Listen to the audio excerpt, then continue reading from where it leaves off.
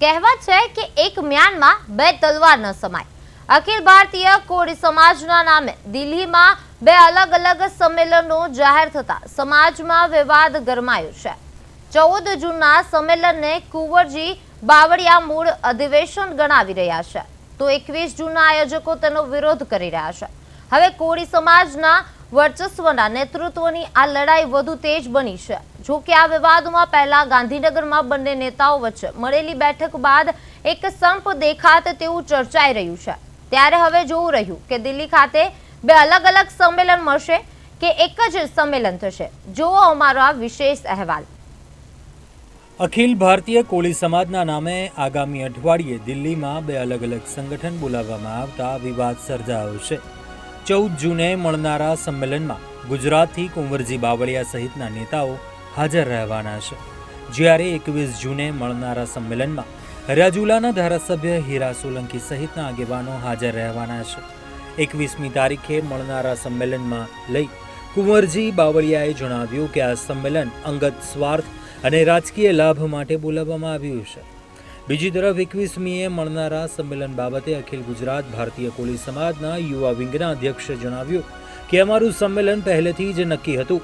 કુંવરજીભાઈને લાગ્યું કે આ સંમેલન મળશે તો મારું કોઈ સાંભળશે નહીં, એટલે તેના દ્વારા પણ અમારી સાથે સંમેલન બોલાવી લેવાયું છે।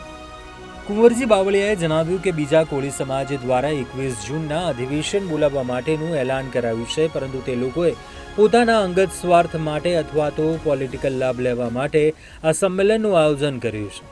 તેમાં ઘણા લોકો એવા છે કે જેઓ અખિલ ભારતીય કોળી સમાજમાં સામેલ છે, પરંતુ તેઓએ સમાજ માટે અત્યાર સુધી કંઈ નથી કર્યું। ગુજરાત ઉપરાંત મધ્યપ્રદેશ અને દિલ્હીના લોકો પણ આ કોળી સમાજમાં જોડાયેલા છે, પરંતુ તેઓએ અત્યાર સુધી સમાજ માટે કશું કર્યું નથી। તેઓએ કોળી સમાજમાં યુવાનો અને મહિલાઓ આવે તો તેનો વિરોધ જ કર્યો છે। જ્યારે મને અખિલ ભારતીય કોળી સમાજના રાષ્ટ્રીય અધ્યક્ષ તરીકેની જવાબદારી સોંપવામાં આવી ત્યારથી મેં યુવાનો અને મહિલાઓનો સમાવેશ કરવાનો પૂરો પ્રયત્ન કર્યો છે। 21 तारीख को अखिल भारतीय कोली समाज के नाम पे एक दूसरा ये सम्मेलन बुलाने के लिए ऐलान किया है, लेकिन ये सब लोगों ने जो राष्ट्रीय अधिवेशन बुला रहे हैं, इनमें ज़्यादातर लोग अपने स्वार्थ के लिए और पॉलिटिकली कहीं से बेनिफिट लेने के लिए उन लोगों ने ये 21 तारीख का ये राष्ट्रीय अधिवेशन बुलाने के लिए तय किया है।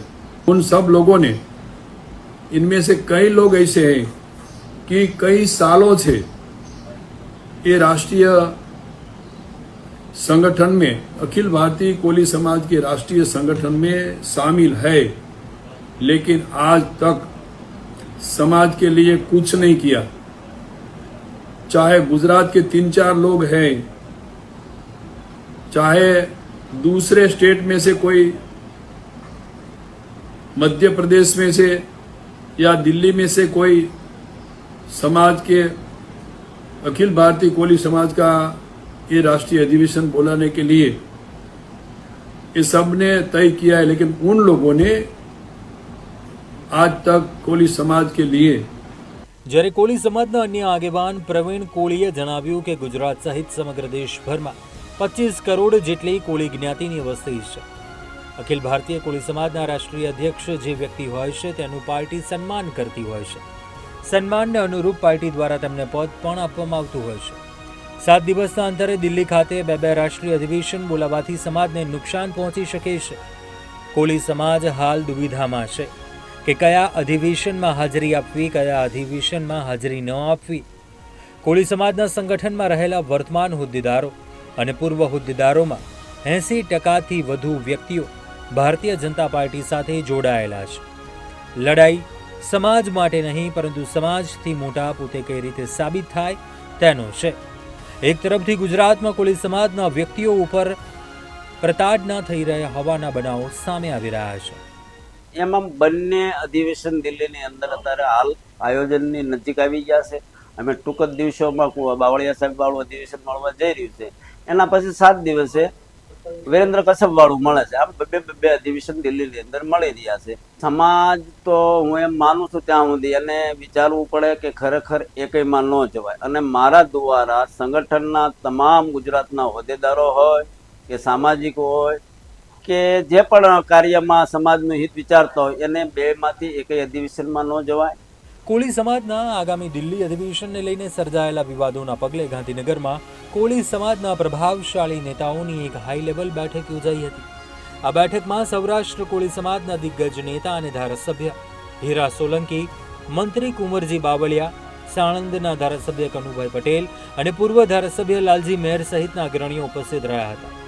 બેઠકનો મુખ્ય ઉદ્દેશ્ય દિલ્હીમાં યોજાનારા બે અલગ અલગ અધિવેશનને કારણે સમાજમાં ઊભા થયેલા વિભાજનના વાતાવરણને ડામવાનો અને સમાજની એકતા જાળવી રાખવાનો હતો. બેઠકમાં તમામ નેતાઓએ સાથે મળીને ચર્ચા કરી હતી કે કેવી રીતે સમાજમાં એકતા જાળવી શકાય અને કયા વિષયો ઉપર ધ્યાન કેન્દ્રિત કરવું જોઈએ. સમાજ સંગઠિત રહે તે માટેના તમામ પાસાઓ ઉપર નેતાઓએ વિચાર વિમર્શ કર્યો હતો.